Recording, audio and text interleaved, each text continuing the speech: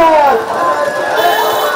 28 October 2006 যে নৃশংস ঘটনা ঘটেছিল বাংলাদেশের ইতিহাসে একটি কলঙ্কজনক অধ্যায়। ডাবল ধামাকা অফার, ওয়ালটন ট্যাবলেট পাওয়া যাচ্ছে নতুন ছাড়কৃত মূল্যে।